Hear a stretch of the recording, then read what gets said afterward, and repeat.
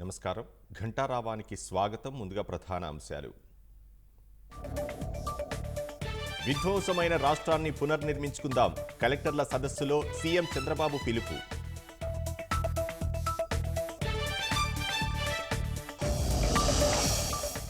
ప్రజల ఆకాంక్షలు నెరవేర్చేలా పనిచేయాలన్న పవన్. పాలన ఎలా ఉండకూడదో గత 5 ఏళ్లలో తెలిసిందని వ్యాఖ్య.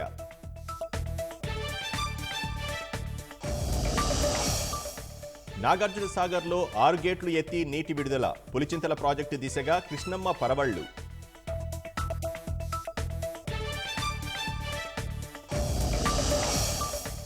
గాజాలో మరో 2 స్కూళ్లపై ఇజ్రాయెల్ వైమానిక దాడులు. డజన్ల సంఖ్యలో మరణాలు, 25 మృతదేహాల వెలికితీత.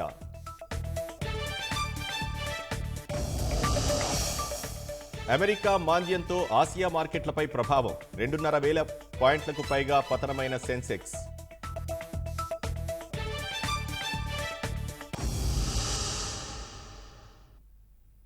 గత ప్రభుత్వ పాలనలో విధ్వంసమైన ఏపీ పునర్నిర్మాణానికి కలెక్టర్లు, ఉన్నతాధికారులు పునరంకితం కావాలని ముఖ్యమంత్రి చంద్రబాబు పిలుపునిచ్చారు. ప్రజావేదిక కూల్చివేతతో గత సీఎం విధ్వంసాన్ని మొదలుపెట్టారన్న చంద్రబాబు బ్రాండ్ ఏపీని దెబ్బతీసేలా పాలన సాగించారన్నారు. కలెక్టర్ల సదస్సులో పాల్గొన్న ముఖ్యమంత్రి ఈ సదస్సు చరిత్ర తిరగరాయబోతోందని అన్నారు. మానవతా దృష్టితో ఆలోచించి సమస్యలు పరిష్కరించాలని కలెక్టర్లకు సూచించారు. మంచి సంకల్పంతో కలెక్టర్లు పనిచేస్తే అన్నీ సాధ్యమవుతాయంటూ దిశానిర్దేశం చేశారు. హిస్టారికల్ కాన్ఫరెన్స్ ఎప్పటికప్పుడు లక్ష్యాలను నిర్దేశించుకుని తద్వారా ముందుకు పోవాల్సిన అవసరం ఉంది. ఈ రోజు మనం కాన్ఫరెన్స్ ఒక చరిత్ర తిరగరాయబోతుంది. 5 ఏళ్లకు మునుపు ఒక కాన్ఫరెన్స్ పెట్టారు. అదే ప్రజావేదికలో కలెక్టర్స్ కాన్ఫరెన్స్ పెట్టి ఆనాటి ముఖ్యమంత్రి ఈ కాన్ఫరెన్స్ అవుతానే ఈ బిల్డింగ్ కూలగొడతామని అనౌన్స్ చేసి విధ్వంసానికి శ్రీకారం చుట్టాడు. పనిచేసే ఆఫీసర్లందరినీ పక్కన పెట్టడం, ఆఫీసర్లు కూడా బ్లాక్ మెయిల్ చేయడం, ఒకటి కాదు అన్నీ కలిసి ఈరోజు ఈ స్టేజ్కి నేను ఎప్పుడూ చూడనంత ఒకటి బ్రాండ్ ఏపీ దెబ్బతినింది. ఆఫీసర్ల యొక్క మనోభావాల్ని దెబ్బతీశారు.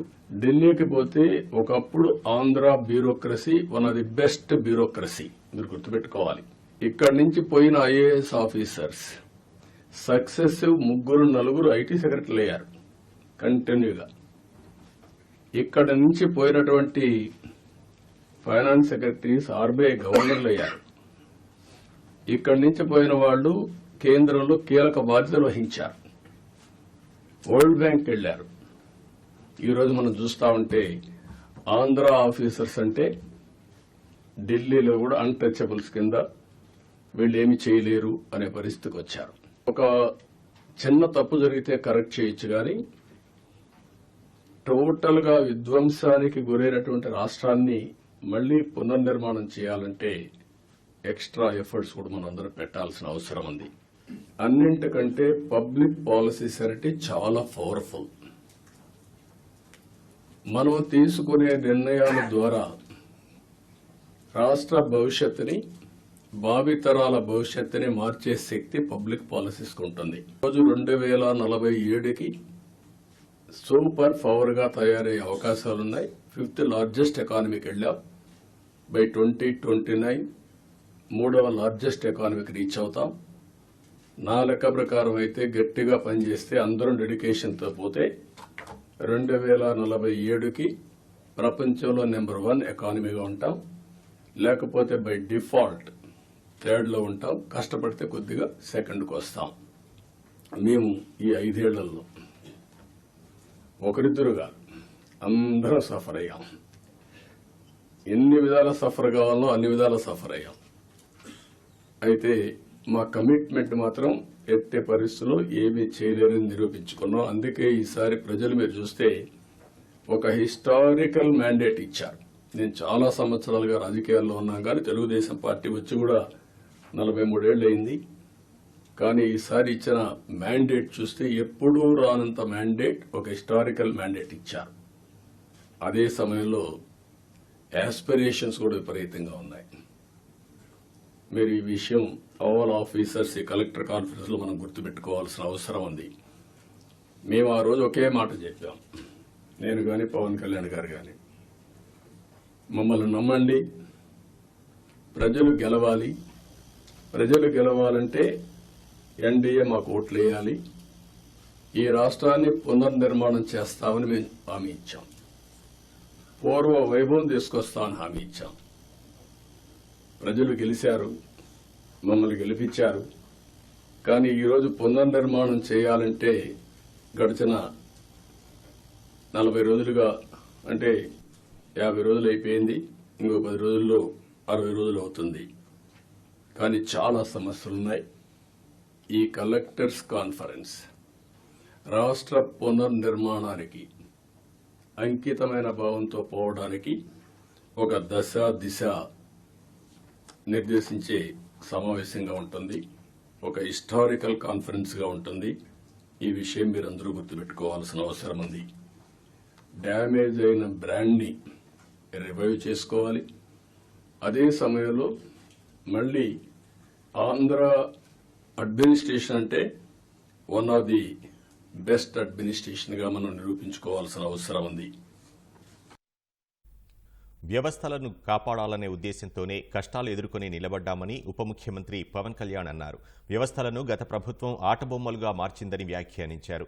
కలెక్టర్ల సదస్సులో పాల్గొన్న పవన్ కళ్యాణ్ ప్రజలు పాలకులపై పెట్టుకున్న నమ్మకానికి న్యాయం చేయాలని అన్నారు. పాలన ఎలా ఉండకూడదో గత 5 ఏళ్ల పాలన తెలియజేసిందన్న పవన్, చంద్రబాబు నుంచి పాలనా అనుభవం నేర్చుకునేందుకు సిద్ధంగా ఉన్నామన్నారు. ప్రజల ఆకాంక్షలను నెరవేర్చే విధంగా పనిచేయాలని కలెక్టర్లకు పవన్ దిశానిర్దేశం చేశారు. 164 assembly seats, 21 MPs, 93% striking rate తోటి ఈ ప్రభుత్వాన్ని స్థాపించగలిగా ఉంటే people are looking for very committed deep change కోరుకుంటా ఉన్నారు. ఈ పరిస్థితికి రావడానికి మేమందరం కూడా చాలా నలిగి వచ్చాం. వ్యక్తిగతంగా మా మీద దాడులు కానీ, తిట్లు కానీ, గత ప్రభుత్వం నుంచి మాకు థ్రెట్స్ కానీ, ఇంక్లూడింగ్ కుటుంబ సభ్యుల మీద దాడులు కానీ, ఇవన్నీ అనుభవించి వచ్చామంటే, ఇంత భరించి మేము ఎందుకు వచ్చామంటే వ్యవస్థల్ని బతికించాలనే చెప్పి. గత ప్రభుత్వం కళ్ళ ముందే మీలాగా చదువుకొని సివిల్ సర్వీసెస్ లోకి వచ్చి మీరెంత కష్టపడి ఐఏఎస్ చదివి ఉన్నాలో, ఎంత పోటీ పడి లక్షలాది మంది పోటీ పడితే handful of collectors would come out and emerge out. అలాంటి ఒక ఎమినెంట్ వ్యవస్థని, బలోపేతమైన వ్యవస్థని గత ప్రభుత్వం దాన్ని ఒక ఆటబొమ్మలో చేయడం మా అందరికీ చాలా బాధ కలిగించింది. మేమందరం కూడా దేనికి బయటకు వచ్చామంటే ఈ వ్యవస్థను బలోపేతం చేయాలి, వ్యవస్థను బలహీనం చేస్తున్నారని చెప్పి at the cost of life దెబ్బలు తిని, ఒకవేళ మేము రాకపోయినా కానీ ప్రజాక్షేత్రంలో నిలబడి వ్యవస్థని బలోపేతం చేయాలని ఉద్దేశంతో ఇక్కడికి వచ్చాం. ముందు మీకు ఎందుకు దృష్టిలో ఉన్నా చెప్తున్నాం అంటే, we are here to strengthen you, we are here to empower you, we are here to stand by you for good governance and accountable governance. ఇన్ని దశాబ్దాలుగా ఇప్పుడు ఆంధ్రప్రదేశ్, ఉమ్మడి ఆంధ్రప్రదేశ్ కానీ, విభజిత ఆంధ్రప్రదేశ్ కానీ ఎప్పుడు ఇంత ఇబ్బంది పడలేదు. గత 5 ఏళ్లుగా ఆంధ్రప్రదేశ్లో పాలన ఎలా ఉందో చూశారు. గతంలో చాలా మంది నా సన్నిహితులు, సహచరులు కొంతమంది చెప్తా ఉన్నారు, ఇదివరకు ఆంధ్రప్రదేశ్లో పనిచేయాలి బ్యూరోక్రాట్స్ అని అనుకుంటే ఐఏఎస్లు కానీ, ఐపీఎస్లు కానీ, ఎనీ సర్వీసెస్ నుంచి పోటీ పడేవాళ్ళం. ఇదివరకు ఒక మోడల్ స్టేట్గా ఉండేది ఆంధ్రప్రదేశ్. ఇప్పుడు కూడా మోడల్ స్టేట్ ఇన్ లాస్ట్ 5 yearsలో. How not to be. ఒక రాష్ట్రం ఎలా ఉండకూడదో తెలియజేస్తాం. ఒకప్పుడు ఒక రాష్ట్రం ఎలా ఉండాలో తెలియజెప్పింది, ఇప్పుడు ఒక రాష్ట్రం ఎలా ఉండకూడదో తెలియజెప్పిందని. So we want to bring back, to take it back to the old state of under the leadership of dynamic leadership of honourable CM Shri Chandrababu Naidu గారు. ఆయన అనుభవం, ఆయన దిశానిర్దేశం ఈ రాష్ట్రానికి బలంగా మేలు చేస్తుందని మీ అందరికీ తెలుసు. మా అందరికీ సంపూర్ణ నమ్మకం ఉంది. గ్రామ పంచాయతీలను బలోపేతం చేసే దిశగా ముందడుగులు వేస్తున్నామని ఉప ముఖ్యమంత్రి పవన్ కళ్యాణ్ తెలిపారు. కలెక్టర్ల సదస్సులో పాల్గొన్న పవన్ తన శాఖలో చేపట్టబోయే పనులకు అధికారులు సహకారం అందించాలని కోరారు. రాష్ట్రం మొత్తం మీద ఒకే రోజు 13,326 గ్రామ పంచాయతీల్లో గ్రామ సభలు ఏర్పాటు చేసి తీర్మానాలు చేస్తామన్నారు. ఈ ఏడాదిలో 5,40,00,000 గృహాలకు తాగునీరు ఇవ్వడమే లక్ష్యంగా పెట్టుకున్నామని వెల్లడించారు. ఈ సంవత్సరానికి సంబంధించి ఒకే రోజు రాష్ట్రం మొత్తం మీద 13,326 గ్రామ పంచాయతీల్లో ఉపాధి హామీ పథకానికి సంబంధించి రాష్ట్ర చరిత్రలో ఇప్పటి వరకు ఎవరు చేయని విధంగా చిత్తశుద్ధితో గ్రామ సభలను ఏర్పాటు చేసి గ్రామ సభ రెజల్యూషన్స్ చేయడం జరుగుతుంది. ఇది గ్రామ పంచాయతీలను బలోపేతం చేసే దిశగా మా కూటమి ప్రభుత్వం అడుగులు వేస్తుండటానికి మొట్టమొదటి మహత్కార్యమే ఇందుకు నిదర్శనం. 2014-19 మధ్యకాలంలో సుమారు 10,000 గ్రామాల్లో ప్రారంభించిన సాలిడ్ వేస్ట్ మేనేజ్మెంట్ ప్రోగ్రామ్ని ముందుకు తీసుకెళ్లాల్సిన అవసరం ఉంది. అలాగే పైలట్ బేసిస్లో పిఠాపురం నియోజకవర్గంలో ఇన్నోవేటివ్ ప్రాక్టీసెస్తో ప్రవేశపెట్టబోతున్నాం. గ్రే వాటర్ మేనేజ్మెంట్ మెథడ్ ద్వారా లిక్విడ్ వేస్ట్ మేనేజ్మెంట్ని ప్రాపర్గా డిస్పోజ్ చేయడంలో ఒక ప్రాధాన్యత ఇవ్వబడుతుంది.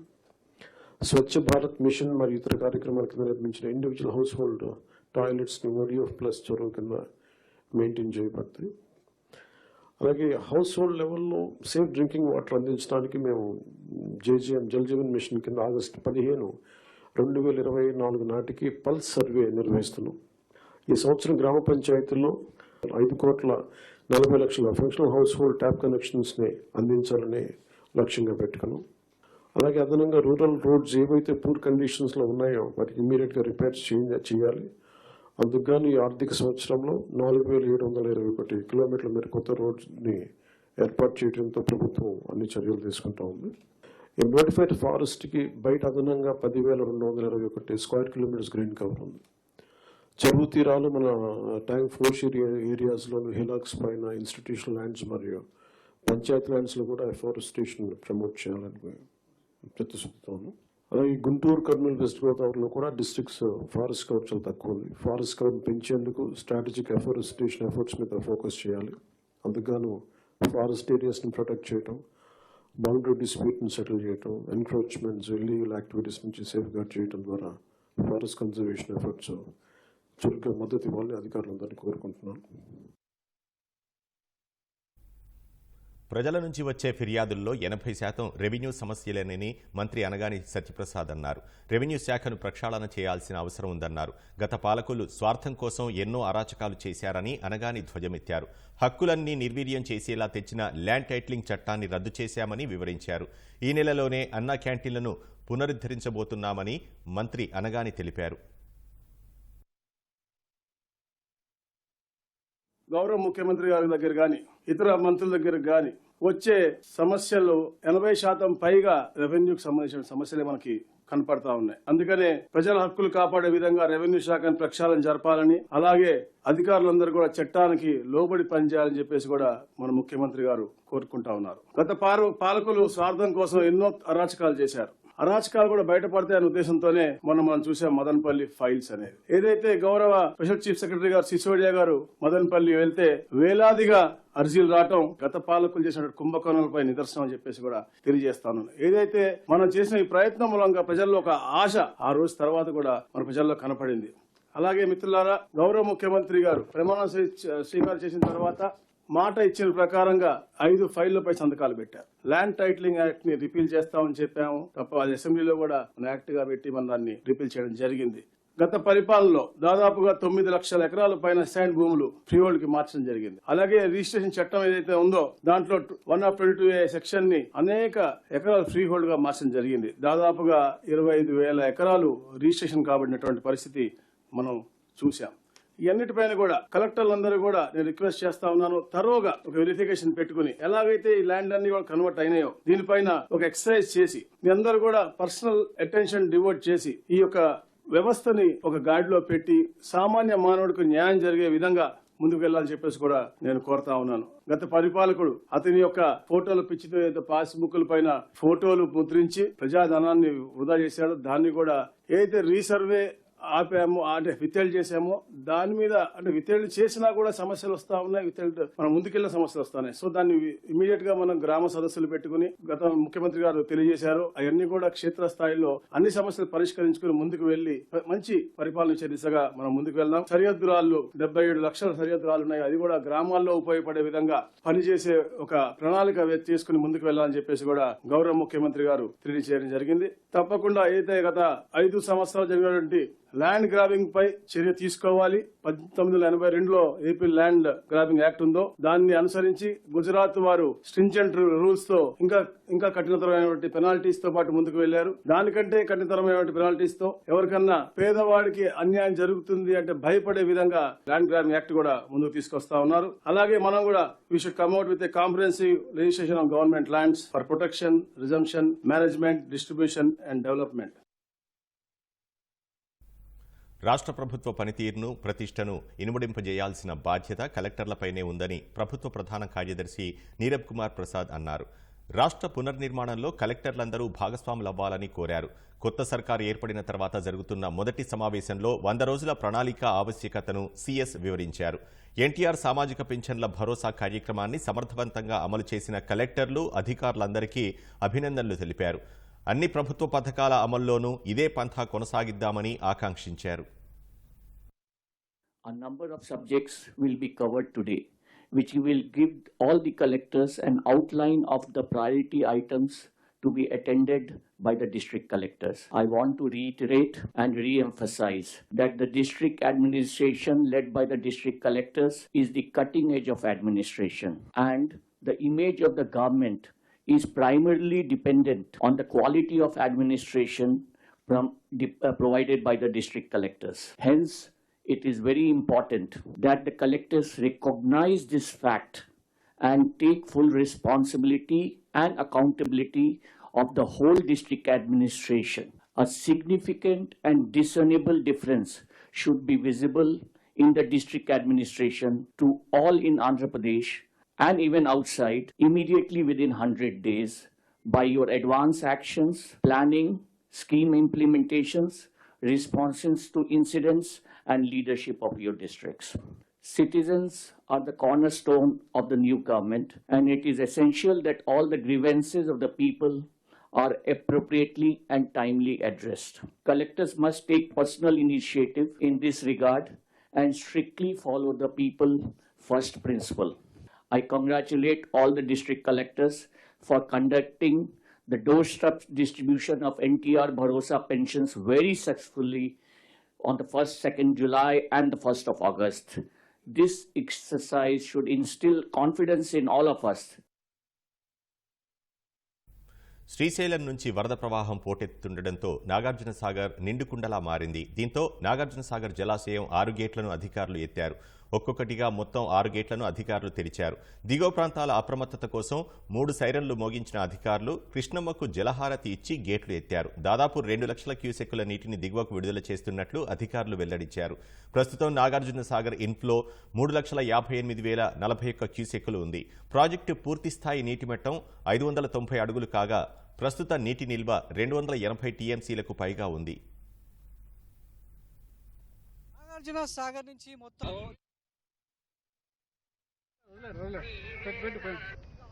హలో హలో బ్యాక్గ్రౌండ్లో క్యూ చెప్పు, నేను స్టార్ట్ చేస్తాను.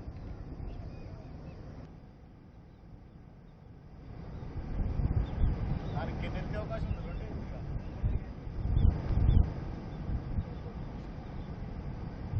ఎన్నైతే కనుక్కోవడానికి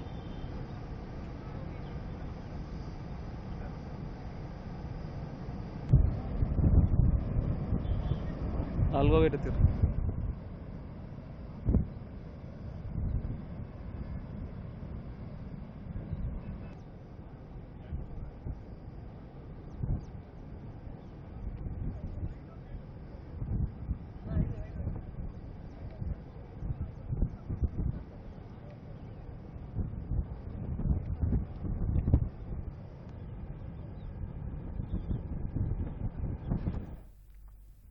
రాష్ట్ర ఖజానా ఖాళీ అయిందని మున్సిపల్ శాఖ మంత్రి నారాయణ అన్నారు. కాగితాల మీద మాత్రమే డబ్బులు కనిపిస్తున్నాయని చెప్పారు.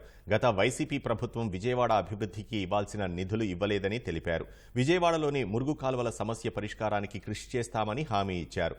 వెటర్నరీ కాలనీలోని వీఎంసీ పార్క్లో స్థానిక ప్రజలు సొంత నిధులతో నిర్మించుకున్న జిమ్ను నారాయణ ప్రారంభించారు. త్వరలో ఒక్కో సమస్యని పరిష్కరిస్తామని తెలిపారు. ఖజానా ఖాళీ అయిపోయింది. ఖజానాలో ఏం డబ్బులు లేవు, మొత్తం జీరో.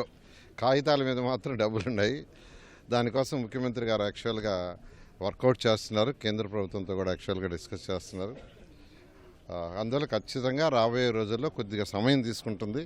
సమయం తీసుకున్న తర్వాత 2014 నుంచి 19 దాకా ఈ రాష్ట్రంలో మున్సిపాలిటీస్ 114 మున్సిపాలిటీస్ని ఎలా డెవలప్ చేసామో అదేవిధంగా డెవలప్ చేస్తాం. ఈరోజు ఇక్కడ నాయకులు ఏదైతే రిప్రజెంటేషన్ ఇచ్చారో వాటిలన్నింటినీ రేపే కమిషన్తో మాట్లాడి నేను డిస్కస్ చేస్తాను. Thank you. శ్రీకాకుళం జిల్లా ఇచ్చాపురంలో సత్యసాయి ప్రైవేట్ పాఠశాలకు చెందిన బస్సు బోల్తా పడింది. ప్రమాదంలో సుమారు 15 మంది విద్యార్థులు గాయపడ్డారు. మార్గ మధ్యలో మలుపు ఎక్కువగా ఉన్నప్పటికీ డ్రైవర్ నిర్లక్ష్యం వల్ల ప్రమాదం జరిగిందని స్థానికులు ఆరోపించారు.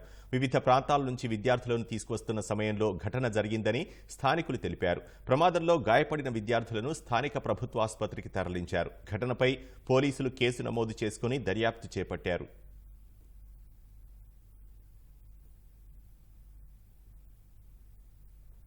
శ్రీకాకుళం జిల్లా జి సిగడాం మండలం మెట్టవలసలో అతిసార వ్యాధి విజృంభిస్తోంది. కలుషిత నీరు తాగడం వల్ల గత 2 రోజులుగా వ్యాధి బారిన పడిన బాధితుల సంఖ్య 40కి చేరింది. బాధితులు రాజాంలోని ప్రభుత్వ ఆసుపత్రిలో చికిత్స పొందుతున్నారు. వృద్ధులు, గర్భిణీలు తీవ్ర అనారోగ్యానికి గురవుతున్నారని బాధితుల కుటుంబ సభ్యులు ఆవేదన వ్యక్తం చేశారు. అధికారులు స్పందించి గ్రామంలో వ్యాధిని అరికట్టే విధంగా చర్యలు చేపట్టాలని గ్రామస్తులు విజ్ఞప్తి చేశారు.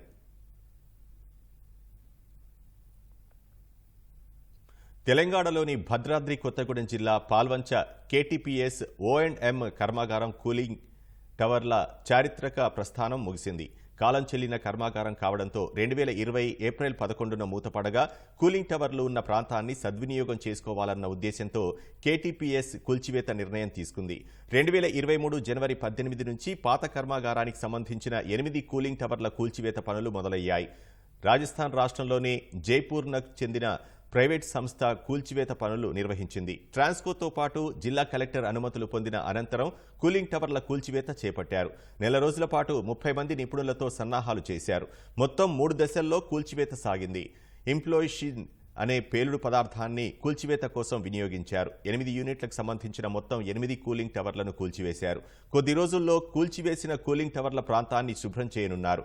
దీంతో కూలింగ్ టవర్లు నెలకొల్పిన ప్రాంతం కేటీపీఎస్ను ఉపయోగపడనుంది.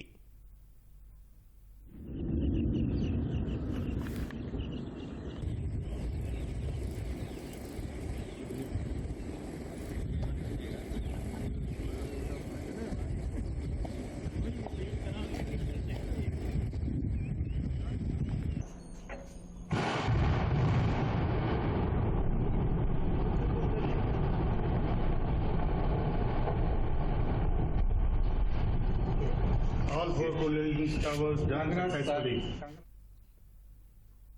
అమెరికాలో ఆర్థిక మాంద్యం భయాలతో ప్రపంచ మార్కెట్లు కుదేలయ్యాయి. అమెరికాలో నిరుద్యోగ రేటు అంచనా కంటే భారీగా పెరిగినట్లు నివేదికలు వెలువడగా అన్ని మార్కెట్లు తీవ్ర ఒడిదుడుకులకు లోనయ్యాయి.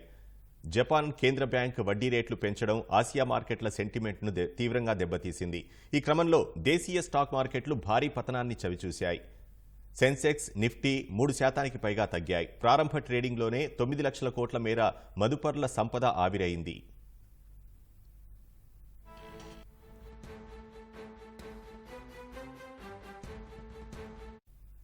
దేశీయ స్టాక్ మార్కెట్లు తీవ్రమైన అమ్మకాల ఒత్తిడికి లోనవుతున్నాయి. అమెరికాలో జాబ్ డేటా నిరాశాజనకంగా ఉందనే నివేదికలతో రికార్డు స్థాయి గరిష్టాల వద్ద మదుపర్లు పెద్ద ఎత్తున లాభాల స్వీకరణకు మొగ్గు చూపుతున్నారు. ఉదయం ట్రేడింగ్ ప్రారంభం నుంచే తీవ్రమైన అమ్మకాల ఒత్తిడికి మార్కెట్లు లోనయ్యాయి. బాంబే స్టాక్ ఎక్స్చేంజ్ సూచీ సెన్సెక్స్ ఉదయమే భారీ నష్టాలతో మొదలైంది. క్రితం ముగింపు కంటే సుమారు 2400 పాయింట్ల దిగువన 78,588 పాయింట్ల వద్ద ప్రారంభమైంది. ఈ క్రమంలో 78,295 పాయింట్ల కనిష్ట స్థాయికి పడిపోయింది. కనిష్ట స్థాయి వద్ద కొందరు మదుపర్లు కొనుగోళ్లకు దిగడం వల్ల కాస్త కోలుకున్న సూచీ ప్రస్తుతం భారీ నష్టాల్లోనే కొనసాగుతోంది. జాతీయ స్టాక్ ఎక్స్చేంజ్ సూచీ నిఫ్టీ సైతం సుమారు 700 పాయింట్లు నష్టపోయింది.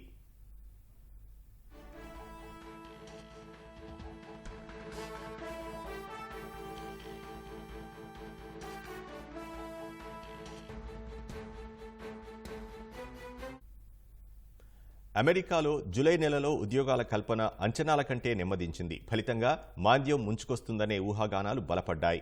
వ్యవసాయేతర రంగాల్లో జూలై నెలలో 1,14,000 ఉద్యోగాలు మాత్రమే నమోదైనట్లు అక్కడి లేబర్ డిపార్ట్మెంట్ వెల్లడించింది. వాస్తవానికి ఇది 1,75,000 వరకు ఉండవచ్చని ముందు అంచనా వేశారు. జనాభా వృద్ధికి అనుగుణంగా ఉపాధి అవకాశాలను కల్పించాలంటే ఈ సంఖ్య 2 లక్షల వరకు ఉండాలని గణాంకాలు చెబుతున్నాయి. కానీ ఆ సంఖ్య చాలా దిగువన ఉండటం వల్ల మాంద్యం రావచ్చనే అంచనాలు వెలువడుతున్నాయి. మరోవైపు అక్కడ నిరుద్యోగత రేటు 4.3% చేరుకుంది.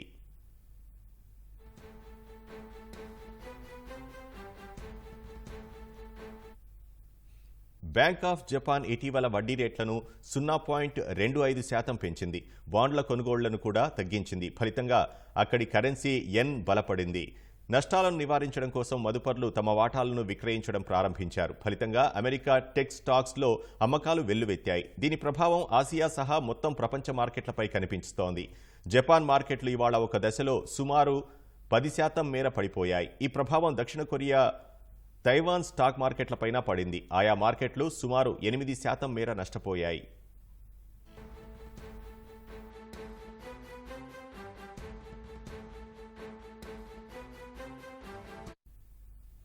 భౌగోళిక రాజకీయ ఉద్రిక్తతలు సైతం మార్కెట్లపై ప్రభావం చూపుతున్నాయి. ఇజ్రాయెల్, ఇరాన్ మధ్య నెలకొన్న ఘర్షణపూరిత వాతావరణం ఎప్పుడు భగ్గుమంటుందోనని మార్కెట్లు ఆందోళన చెందుతున్నాయి.